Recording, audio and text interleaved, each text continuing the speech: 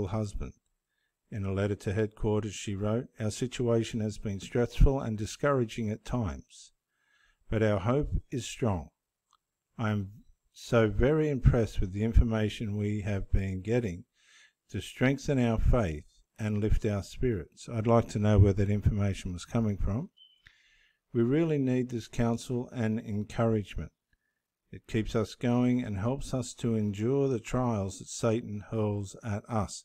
Not everything that life does to harm us or discipline us is accountable to Satan. Let me just say that. Some things in life just happen because that's how life plays out. But we can over-spiritualize things. And this is where we begin to come undone. We learn from this sister's comments that we can overcome discouragement. Now, how? View your trials as being a test from Satan. Well, as I just said, that's a presumptuous, fanatical religious statement. Because not everything that happens to us is sent by Satan or God.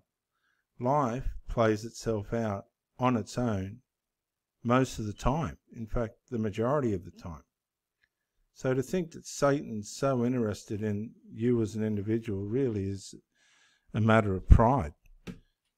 A lot of life comes down to the choices that we make, be it positive or negative. Sometimes we make right choices that just don't end up with right results. But to blame Satan for everything that doesn't happen the way we would have liked it to is spiritual fanaticism. It's not allowing life to work out on its own in the way that it wants to. Recognize Jehovah as being the source of comfort. So Jehovah sits on the sideline while Satan's putting us to the test, in other words. So really it's like a game of thrones, it's like a game of chess. And you've got to position yourself in a way that's going to help you to dodge Satan and his moves, while Jehovah's trying to move you in a way that's going to put you in a position to be convenient for the way he wants to move. See, it's taking the life out of it. And life doesn't always go the way we would have liked. And if it doesn't go the way we would have liked, it doesn't necessarily mean that it was Satan that caused it. So we've got to be careful not to become over-spiritual and consider everything that happens or doesn't happen to us as being a matter of spiritual influences. That's not the case. Or spiritual effects. That's not always the case. And we'd appreciate the spiritual food he provides. Now that's an indirect statement that's directing people towards this lot, the governing body. But gee, I tell you, the food that they dish up can, really turn to gravel in your belly. It tastes like honey in your mouth, but my goodness me, it turns to gravel in your belly. I'm not sure, by reading the Bible all the time, and I'm talking as somebody that had back in the days, 25 years ago, a 6-stack CD that used to run 24 hours a day, night and day, with the New Testament on it. We played it just non-stop. What did we accomplish? The first family ended up breaking down and all the rest of it. We lost contact with the normality of life. We wanted to learn, that's fine. We wanted to digest as much as we could, as quickly as we could, my wife and I. But we drowned ourselves in fanaticism, religious fanaticism, and it didn't help ourselves or anybody else around us. You've got to be very careful to stay in touch with reality and not disappear into the catechisms of spiritual fanaticism, which a lot of this encourages. To test the condition of our faith, what questions should we ask ourselves? Now, to test the condition of your faith is actually to contest the condition of the Lord Jesus Christ. And believe you me, he's fine. He's the author and finisher of our faith. Don't put too much weight on yourself. Not everything's related to our faith. Do you see any areas in your shield of faith that need maintenance? During the past few months, have you been able to avoid giving in to undue anxiety? Just consider those people in 1975, the undue anxiety that the Jehovah Witness-ism Watchtower cult caused those poor members, and then to turn around and blame the members for it. What a disgusting and disgraceful presentation of religious leadership. Have you resisted the urge to listen to and argue with apostates about the lies they spread? Well, what about the lies that the Watchtower spreads? Let's just go back here.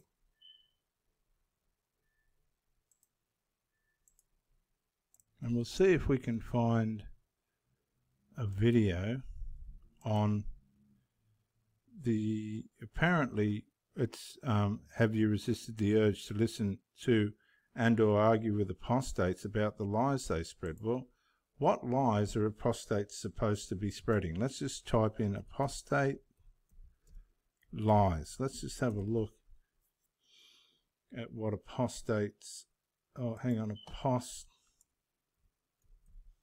lies. Let's just have a look. XJW, apostate lies. Do XJWs lie? Apostate lies and half-truths. Let's just listen to this for a minute, to be fair.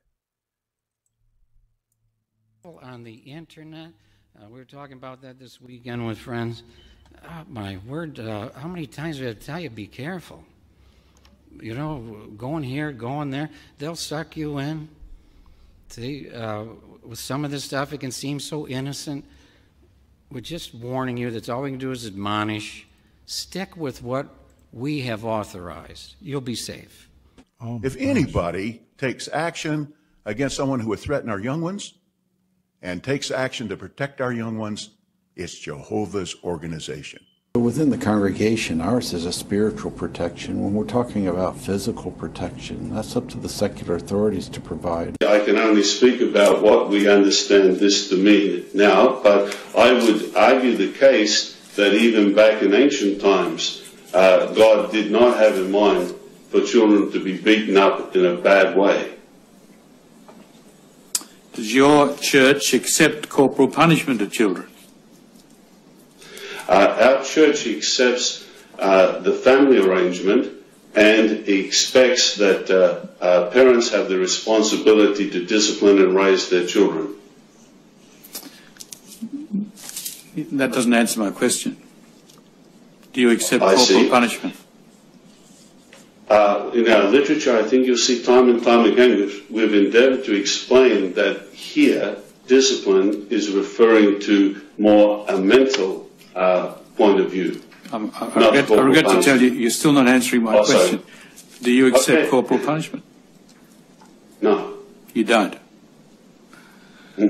Not personally, no. And not as an organisation. We don't encourage it.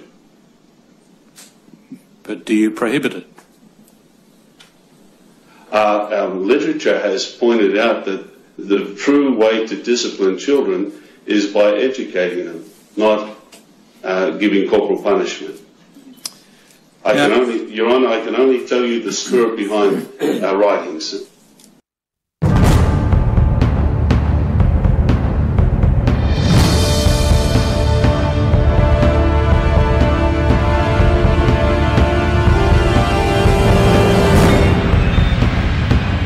Well, there it is in black and white, isn't it? And again from jw.org.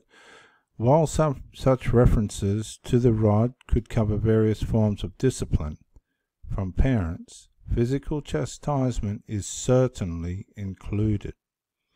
Whether they do it with the hand, a wooden ruler, or some other type of appropriate rod, parents are authorized by God to use spanking in loving disciplining their children. There you see it with your own two eyes. So That was Jeffrey Jackson at the Australian Royal Commission. For those who aren't familiar with the Australian Royal Commission, you'll find that on the internet, on YouTube, if you'd like to watch that. It's quite interesting viewing. So the Watchtower just says whatever it wants to say to cover up whatever it wants to cover up. Let's go back and see if we can find something else that's just short on this subject. JW's lie and run apostate alert. Let's just see what's going on here. Hey guys, so it's the first day of school for the semester, and can't have a good college campus without the cult members who don't want you on this campus. I'm feeling like a lot more nervous about this than I usually do, so I don't know what the fuck is going on with me, but fuck it. I wasn't gonna do this today, but I just can't seem to let them go without some apostasy. Let's see what happens, guys. Let's see how the large shield of faith goes with these Jehovah Witnesses. Hi, how are you? Good, good. Yeah, I think it's time. Is there anything that we can help you with though? We're on our way out. Oh, you are? Wow. Okay. Okay. Don't want to get a $25 ticket. Did you see my a $25 ticket? Oh, for the oh yeah, they're a nightmare. Yeah. Yeah. So y'all pretty short. I just was out here about an hour ago. Y'all weren't out here yet. Yeah, we were. So you have my picture on like an apostate website or something? Or? No, we gotta keep it going. Okay. Well, I went to an international convention. We did a protest, but I wanted to let y'all know. I know you probably want to take a big pill. You're not alone if y'all decided that you don't want to be Jehovah's Witnesses. I know it's scary. I was one time, and yeah, we're very happy. Oh, I used to say that too. Yeah, but just come find us. You can look me up, Stacy Lopez on YouTube. You won't be alone, okay? I know it's scary because, as Jehovah's Witnesses, we're told if you leave, you'll be shot. Why are they running away? Over and over again, you see these Jehovah Witnesses with their cards. As soon as they're asked anything or confronted about anything, they run away. Why? Why do they run away? I'll tell you why, because they're not theologically correct. And the world will chew you up, spit They you don't know out. if they're coming or going. But it won't. There's actually a lot of people who love you unconditionally out here. Going to school is amazing. I know as Jehovah's Witnesses, you're discouraged from going to higher education, especially four-year colleges, which is ironic that y'all are here. Yeah, which is very interesting. Like, why are they at a college when they don't encourage college education? It's so twisted, this cult. But it's really awesome out here. I mean, look around, all these people that you're not allowed to talk to because they're not Jehovah's Witnesses. It's really a shame. But that's apostatearmy.com. Apostate sounds scary, but it's really not. It just means you left your former religion. Whew, cleared them out fast. Yeah, that was all right, fast. Hey guys. Please come find me, Stacy Lopez. We love you. So I'll put the link to that in the description below, but goodness me, honestly, they've got nothing, absolutely nothing to offer. And why were they in the college grounds? I'll tell you what, if I was the principal of the college grounds, I'd be banning them from the college grounds as a due course of diligence relative to their attitude towards university education.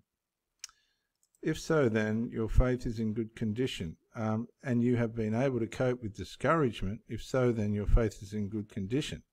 But we must remain, just want to say to you, no matter where you're at right now, your faith is in good condition because the Lord Jesus Christ is the same yesterday, today, and forever. And he's the author and finisher of your faith. And that's what Christianity's all about. It's not all about this stuff. But we must remain on guard because Satan has other weapons that he tries to use against us. Let us now consider one of them. We'll come back with Protect Yourself from Materialism in the next edition of the Theological Audit on, what's it called again? Are you maintaining your large shield of faith? Article 46. And we'll go on with Protect Yourself from Materialism. This is Dr. Jason W. Morrison, theologist, New South Wales, Australia. Bye for now.